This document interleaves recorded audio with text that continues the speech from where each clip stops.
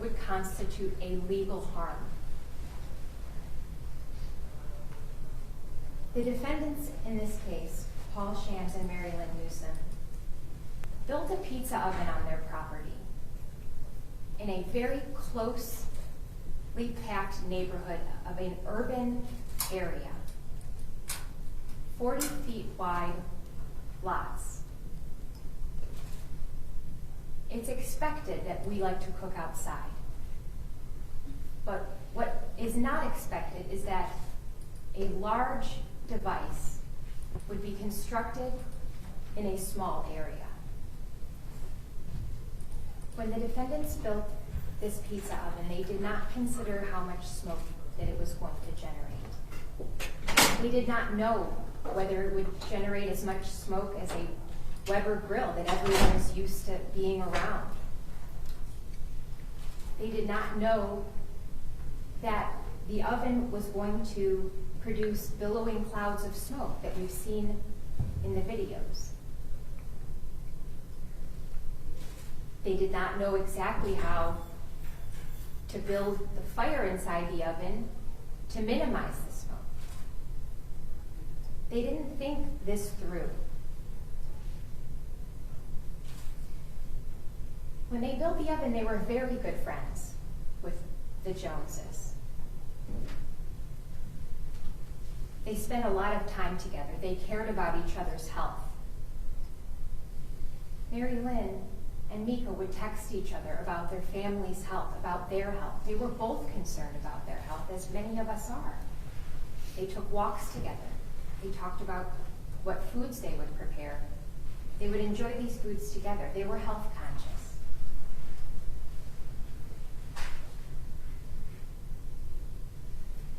When the oven was built, the Joneses immediately came over. They said, "This smoke is getting inside our house. Would it be possible to build a chimney extension to take the smoke up and away from our house? Just like the chimney on top of your roof is much higher than the second floor windows of a home next door." The defendants refused. Despite being good friends, they expect us to believe that they didn't think the Joneses were telling the truth.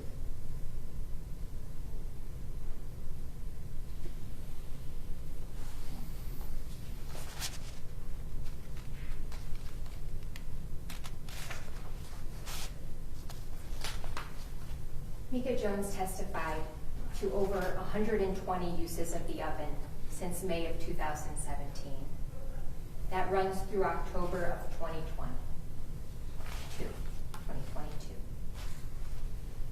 Over 90 of those uses were documented in 2019, when after the Joneses were told, "Don't talk to me anymore," the Joneses didn't know what to do, so they sought the help from the city by calling police and fire.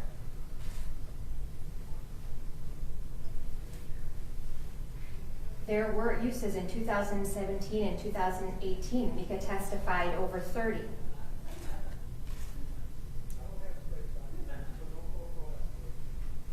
We've seen video evidence of the oven being used for 6 hours, 8 hours, 10 hours in one day.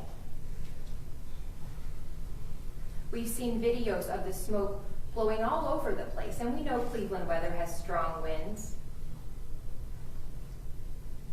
But a lot of the times, if not most of the time, most of those 120 times or more, that smoke was blowing at the Joneses. Enough smoke to fill their house with it, to make their eyes water, to make their heart start beating faster, to make their chest tighten up, to make them cough.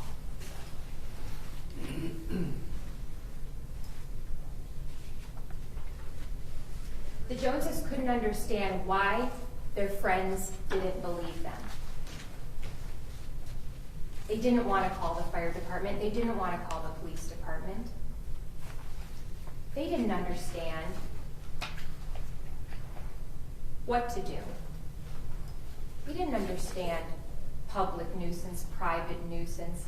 What they understood was that they could not use their house. They could not use their apartment, their home. They couldn't cook and eat because of the smell of the smoke, because their eyes were burning. They couldn't exercise. They couldn't take big gulps of air that you like to do when you're working out. Their son testified he couldn't take big gulps of air, and even in their garage on the ground floor.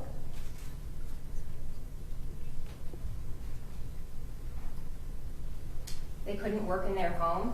Their home office faces the north side, and it's a small office, so they keep the window open. The bathroom is small. They keep the window open. The smoke was coming in. They couldn't have family over. Sometimes when they did, the smoke was so bad they went downstairs and ate in the driveway behind their house. So they didn't plan activities. And when they got calls that there were tragedies in their lives, as we all might like to crawl into bed or invite our closest friends and family over to be with us and mourn and sit, they couldn't do that. They had to plan everything in their lives differently. They didn't know when this was going to happen, but they knew it was going to happen. In 2020, when many of us were at home and couldn't go out, the oven was used 36 times or more.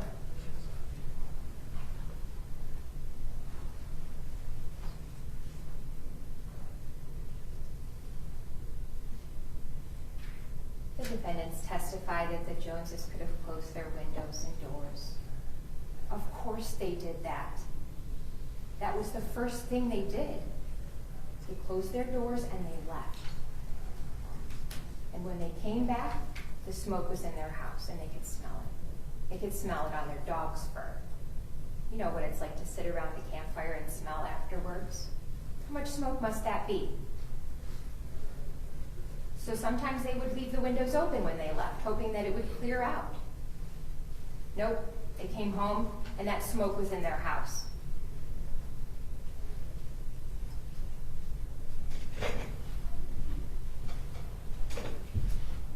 In 2019, when they didn't know what to do and they called the police and they called the fire department to come over, we know what happened. The police and fire reported the conditions.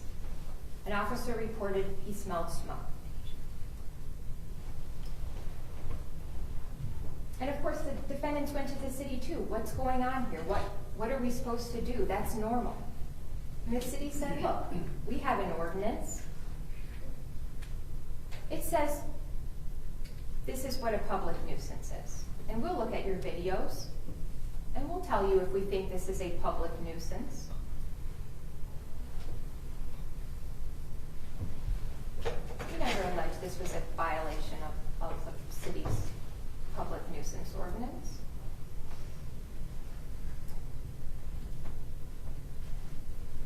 So the Joneses decided to try to get some other people in here. Why don't our good friends believe us? Let's bring in people we don't know. Are we crazy? Neighbor, Alex Lonsberry, come on over. Am I crazy or is this a lot of smoke? Would you put up with this, Mr. Lonsberry? In your house? Wow, this is like a kitchen fire, he said. This is a lot of smoke. I understand your concern, Mrs. Jones. Who else? Our neighbor behind us. A sweet girl. Come over, Camille Lindler. Do you see the smoke? Yeah, I see the smoke. I smell the smoke, Mrs. Jones. Just so happened that one day Pastor Miller was painting the house in between. He was working for their neighbor. Unbeknownst to him, it started smelling of smoke. Is this a fire? Is something on fire? Yes. He left that day. He didn't want to be around the smoke. He didn't want to work outside around the smoke. Another day it happened, so he left that day as well. He did not want to be exposed to the smoke.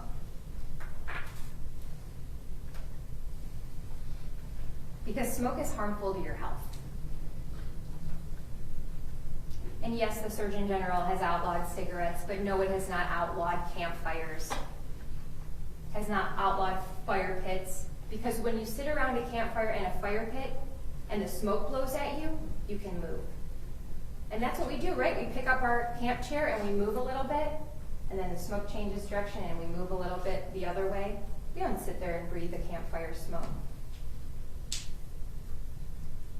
And when we grill out, whether it's gas, propane, charcoal, or even a smoker where we're, making a really nice brisket after, 18 hours, we don't sit there and smell and inhale the smoke. We hope that it goes up. We hope that it goes away from our property because we don't want to inhale that smoke. We know that's not helpful, or that we know that's harmful to our health.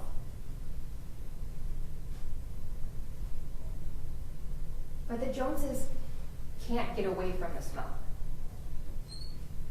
When they're on their porch, it's coming right at them. And the canopy of their porch funnels it into their house. And the smoke comes in the house through the north windows. And it's an old building. So, even after closing the windows, they've not gotten any relief. –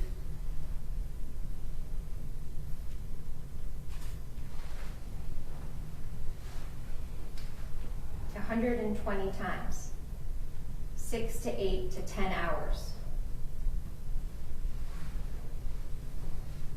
The defendants knew that this was causing harm to the plaintiffs. They knew that the plaintiffs were bothered. They knew that the plaintiffs were reporting physical problems, burning eyes, scratchy throat, coughing, chest tightness. They knew that.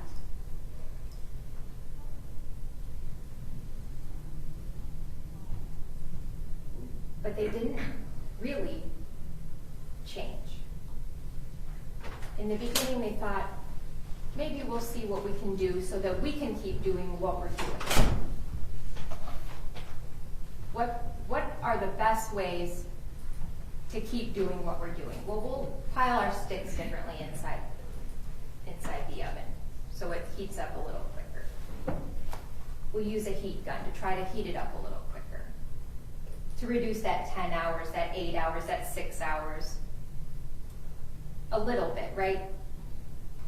From 1.5 to 2 hours of heating up, maybe we can reduce it to 1 hour of heating up, but we're still gonna cook pizza all day. We're still gonna invite everyone over, and if it's been 4 or 5 hours since the last round of friends wanted some pizza, stoke up the oven, come on over, we'll make 20 more pizzas. Take one home with you. We've got some pizza boxes. That's not what we do when we use a grill. That's not what we do when we cook hot dogs. We don't use it 120 times. We don't use it 40 times a year. We don't use it for 10 hours, for 8 hours, for 6 hours. And maybe we do have a couple parties where we have a fire pit and we might burn that 6 or 8 or 10 hours. Might burn that all day for a great fall harvest party, but not 30 or 40 times in a year.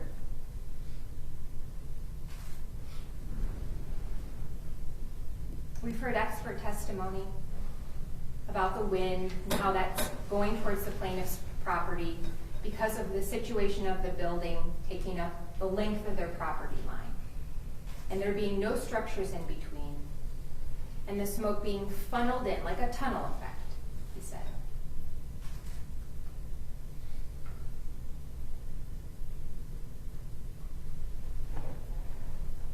But the defendants didn't try to move the oven. They didn't consider extending the chimney. They didn't even consider maybe this oven doesn't belong in this small area. Maybe We could still cook pizza, but we'll cook it in our own oven inside, like everybody else does. Maybe we can put in a gas heating element and hook up a propane tank from Home Depot. And maybe we can make pizzas that way. Maybe that would be a reasonable use of the pizza oven.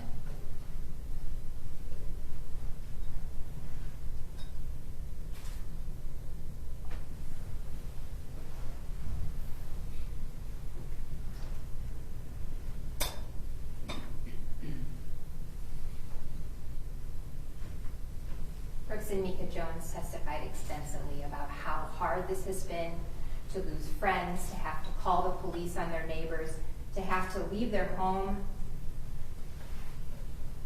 to abandon their kids. No, you can't come over for dinner tonight.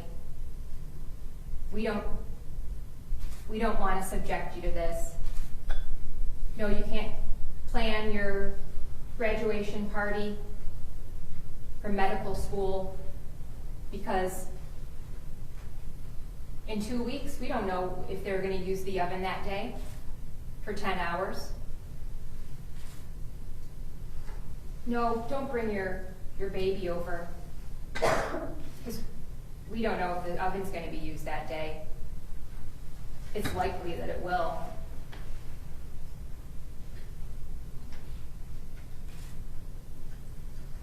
The Joneses have lived here many years before Ms. Newsom purchased the property.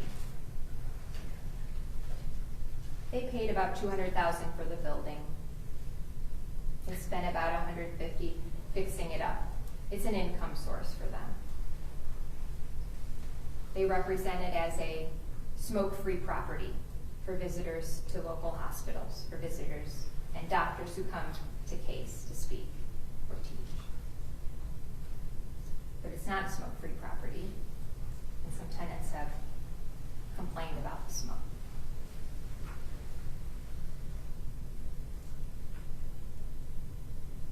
Mr. Jones testified that after the improvements, based on the value of the property, in his opinion, as the owner and as a landlord, that it's worth about $600,000. You heard him say it was 4 different units. But really it's 3 because the top floor is where the Joneses live.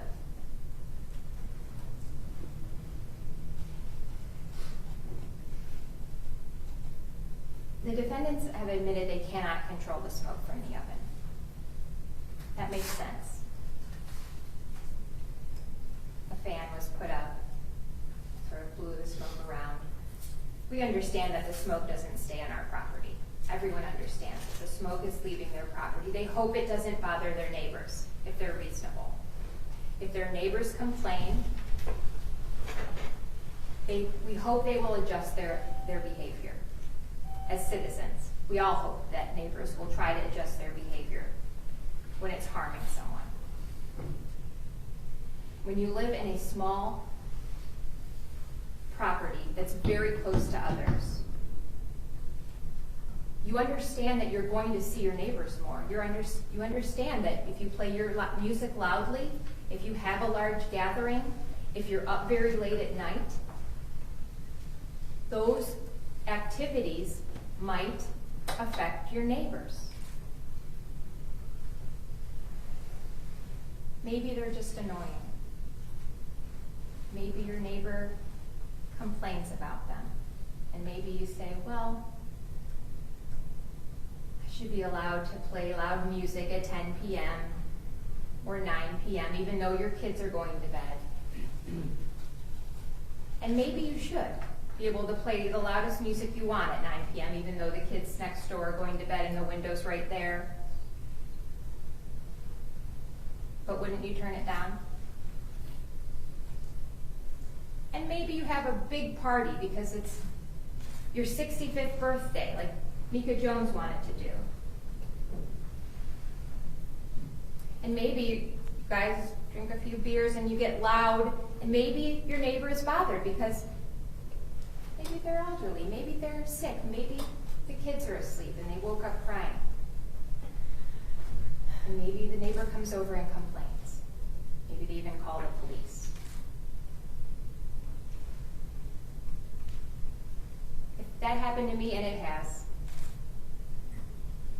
I apologize to my neighbors, but I still believed I had a right to throw that big party. But I'm not going to do it 40 times a year. Probably not going to do it 30 times a year, or 20, or 10, probably not even 5.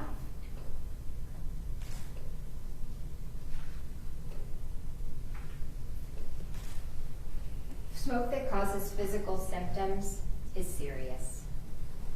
We leave the house. We don't want to be exposed. We don't want our eyes to burn. We don't want to cough. We don't want to cough mucus. We don't want that health effect. So we leave.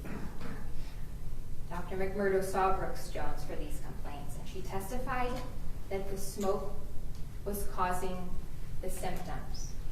She testified to a reasonable degree of medical certainty, which is what all doctors would be called upon to do. And she said this was causing the symptoms.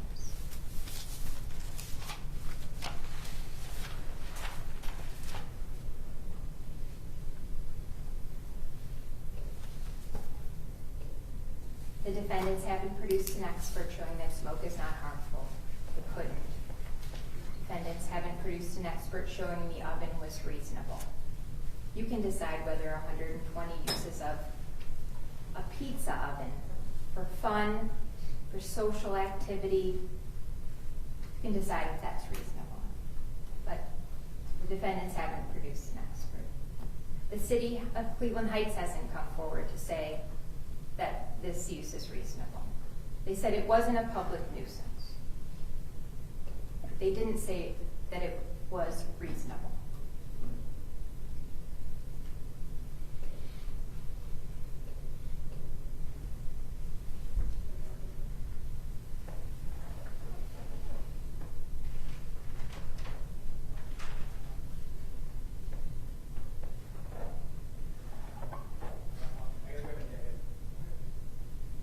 This is a serious case. No one wanted it to get this far. But what else do you do when you're having smoke in your house? What else do you do when you're having symptoms caused by the smoke that cause you to leave your house? Should you sell your house and move, and maybe the next person won't care?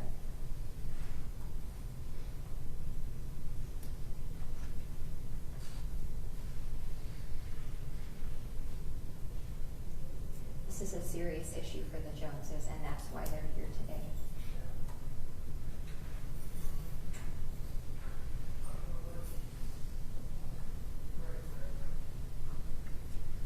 I thank you very much for your time and consideration. Mr. Meadows.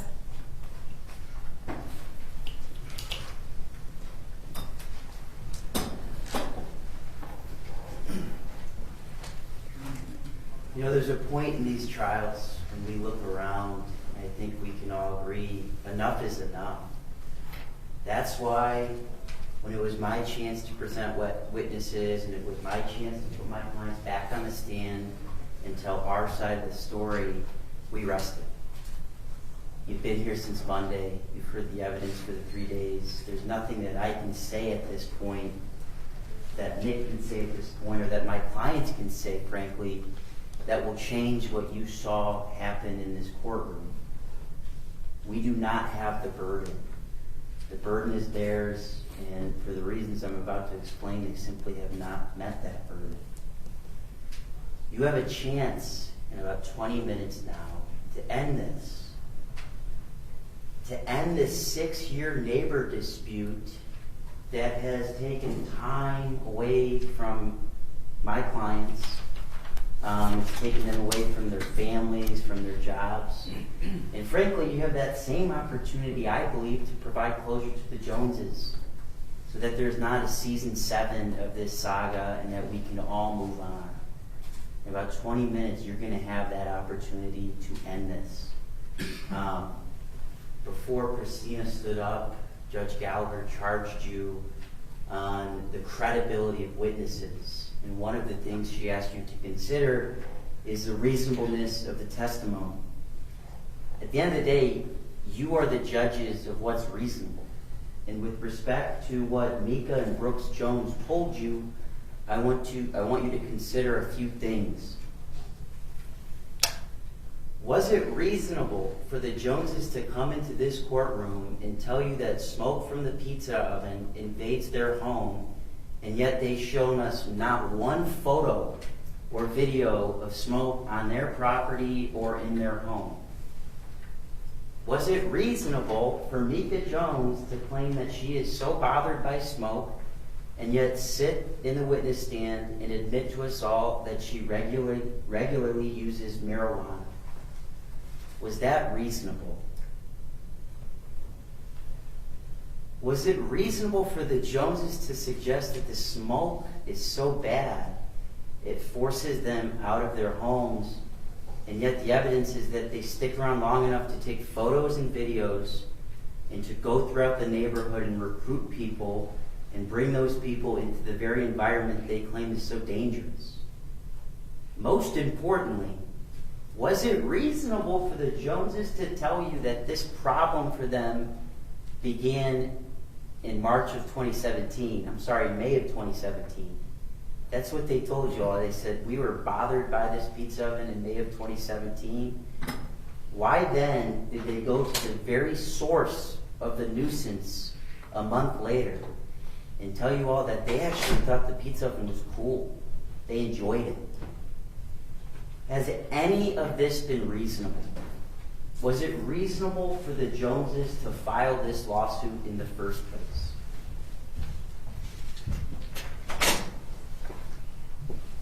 When I stood before you all in opening statement, I told you that I didn't think it was about a pizza.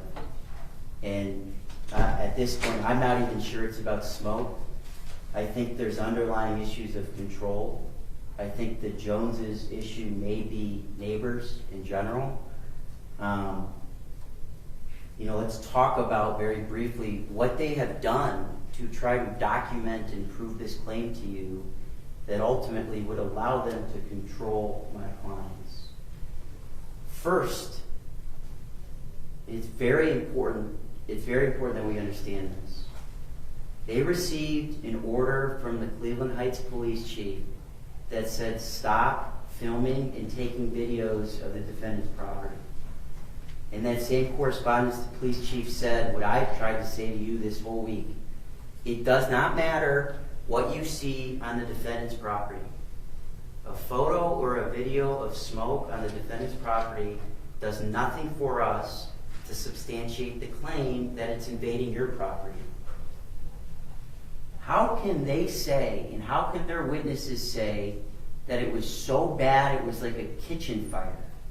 That it was this thick, visible smoke, and you could see it when you walked in the door. But at the same time say, oh, it wouldn't be discernible on a photo or video. But it was 50 feet away, 65 feet away. Think about that as we work through this. How reasonable was it for the Joneses, Mika especially, to go door by door throughout the neighborhood? Think about what we heard from Camille Imler. She had never met Mika Jones before. She had never spoken to Mika Jones before. Mika Jones knocked on her door, a young girl in high school at the time, and led her blindly into her apartment so that she could experience this smoke. Was that appropriate to force Camille Imler into this courtroom to try to prove this claim? Ironically, these three witnesses that they claim do them so good were all at the house on the same day, August 19th of 2020. We showed you videos of that day with timestamps. So on the same day that Mika Jones told me that the smoke was so bad she had to vacate her home, We know that she stuck around to take 4 photos and videos and to recruit all of these people into her home. I'm most concerned by what they did with respect to experts. They paid Mr. Snitzer to come into this courtroom and to tell you what, I am not sure. This man had never seen the pizza oven in use. He had never inspected the defendant's property. He had taken no measurements. He told us all that there is a way to confirm the extent of smoke exposure. You take air samples. He very conveniently said that for some reason in this case he didn't do it. But the most shocking thing he told us all is that he really has no idea if smoke gets on the property at all. He used the word sometimes. At one point, he even contended that it may be 1 out of every 10 times. So what Mr. Snitzer does for them, I'm not sure, other than confirm that because we live in Cleveland and because our weather is so unpredictable, you cannot reasonably say that every time we use it, it even gets to them at all. And I think you can say similar things about Dr. McMurdo. For one, she treated Nika Jones 4 years after the alleged exposure. She said she has no opinion. She said she didn't even try to relate Nika Jones's symptoms to the pizza. With respect to Brooks, all she said was, Sam, what he's telling me I can't test. I can't run a test to say his runny nose is related to the pizza oven. I also can't tell you that the wood smoke exposure he claims is from the pizza oven. There's symptoms that might be associated with wood smoke exposure. They did all of these things, and they did these things beginning with the call to the housing department in August of 2017, and for as long as I've been involved in this case, in July of 2021, for Christina to suggest that there's evidence of over 100 uses from 2019, I want you to understand that from what we've seen, we know that there are only 6 documented uses in 2022 and 7 documented uses in 2021. They took photos and videos every time we used this thing, and that's all they got.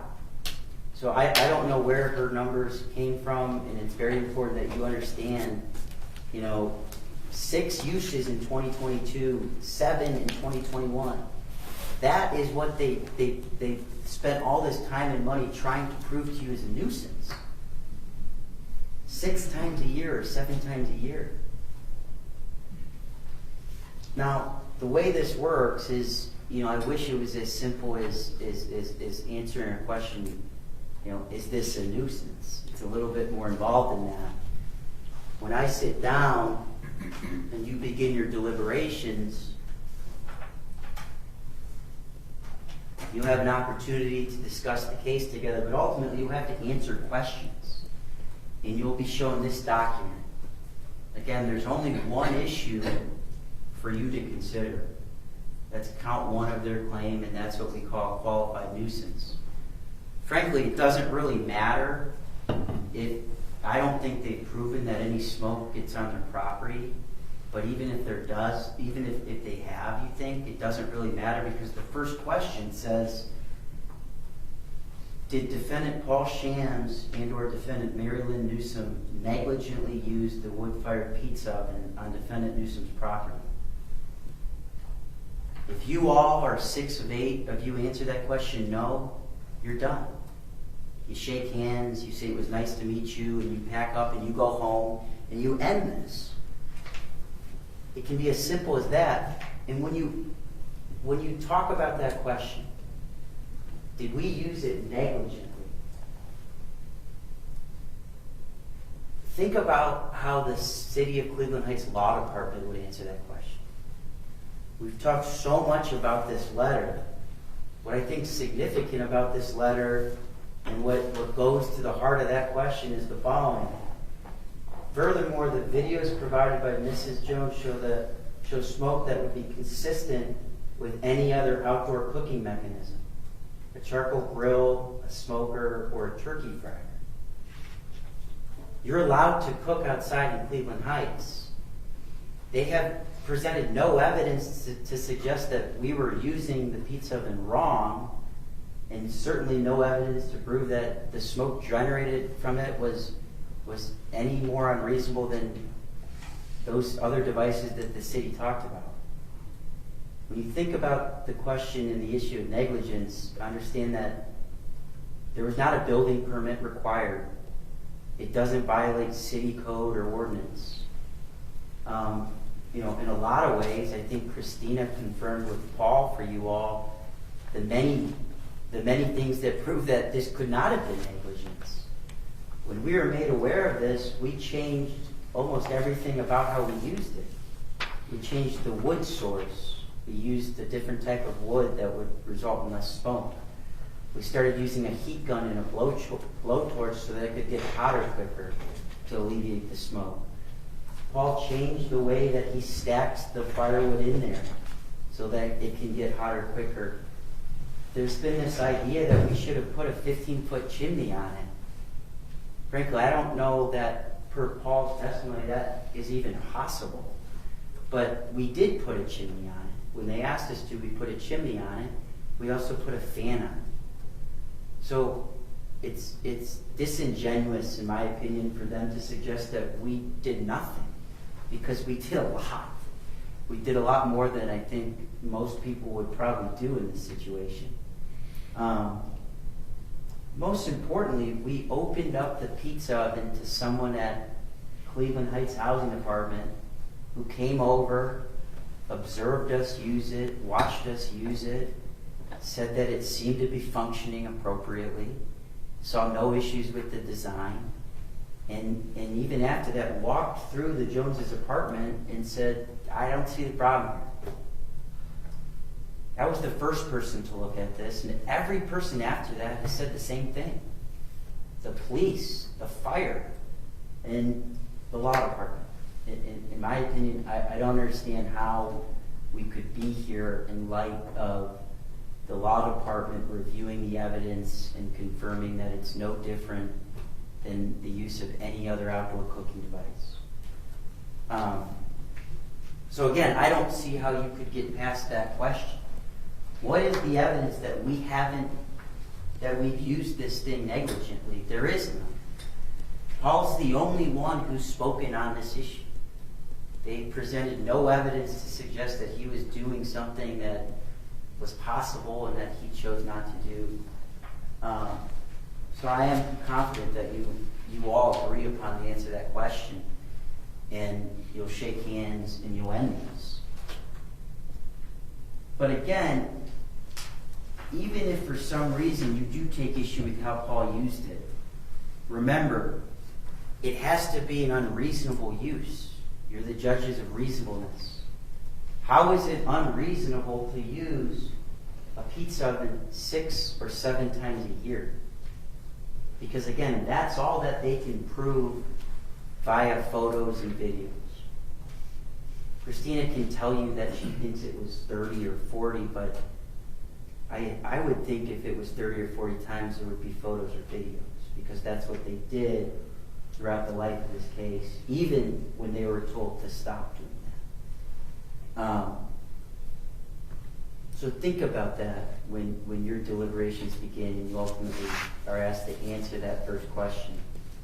Now, the way this works is I'm going to sit down, and Christina has an opportunity to stand back up. It's her burden, so she's granted that opportunity. I want you to know something. There's nothing that she can say that myself, Nick, or our clients would not have an answer to. I believe that's been the case throughout this whole trial. There is not one thing that she could say that I couldn't respond to, and frankly, not one thing that would change the reasonableness of the usage. I asked you to think as you heard the evidence, like what the real nuisance is. Is it my client, Paul, building his partner, Mary Lynn, a pizza oven so that they can enjoy it with their families, friends, and neighbors, and frankly to use it, as they told you, maybe 12 times a year? Or is it the relentless pursuit and effort by the Joneses to shut the pizza oven down and frankly to control my clients? If you rule in favor of the Joneses, it will be the first time in almost 7 years that someone has told my clients we cannot use this pizza. That's why it's so important. That's why the case is important. Christina has acknowledged that the case is important. That's why it's important. I'll leave you with this. It's also important because what happens next? If this pizza oven is a nuisance, even though all of us can go to Home Depot, Lowe's, Menards, and buy one, the same way we buy our grills and our fire pits. If this pizza oven is a nuisance, even though there's been no evidence to suggest that its use is in any way unreasonable, what could happen next? I mean, could the Joneses then argue that our fire pit's a nuisance, our grill's a nuisance? What about the smoker that we've heard so much about? Could the Joneses then argue that that smoker, which they've all told you bothers them as well, does that smoker then qualify as a nuisance? What about the fire pit that was directly next door to the south of their property? Is that a nuisance as well? If you get this far in this process, you have to ask yourselves, how would someone with ordinary sensibilities react in this situation? Whose response to this dispute amongst neighbors and frankly friends at one point, whose response has been more appropriate and more reasonable? Who has presented that reasonableness better to you on the stand? Think about all of those things, and as you're doing so, ask yourself again, what is the real nuisance here? Can you see the parties at sidebar? You're finally here.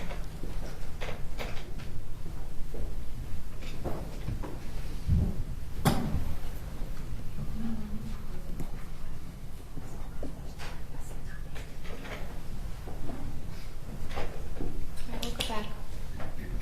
Ms. Tisano. Thank you, Your Honor. I will be brief. I understand you've been here a long time. Just to respond to some of Mr. Meadows' comments on closing, you would expect the defendants to reduce their use after this lawsuit was filed in 2021. That's not a mystery. And the pizza oven is cool, but it belongs somewhere else, in a bigger yard where most ovens are built, considering the size of the yard. And yes, the Joneses went to a pizza party in 2017, one time. They were still friends, and they wanted to work this out. They did not think that this could happen. They did not imagine that their neighbors would not believe them or accommodate them with a serious issue. And no, they weren't documenting in 2017. Again, they did not expect to be here. But Mika Jones testified to the approximate number she remembers. And you heard her recall of dates. She knows what happened. And in 2018, they weren't documenting. But you heard her describe the number of uses. It was 15 to 20. And then you were here when we read into the record almost 90 uses of documented exposure to the pizza smoke. And Sam was here too when we read those dates. And that's how we got to our number, through documentation and testimony by Mika Jones, who was there. Plaintiff's expert Mark Snitzer is a certified industrial hygienist who worked at Hurricane Katrina response and dealt with the smoke exposure and moving people away from burn pits. He worked at the World Trade Center and dealt with smoke exposure to remove people from the path of burned smoke from burned pits.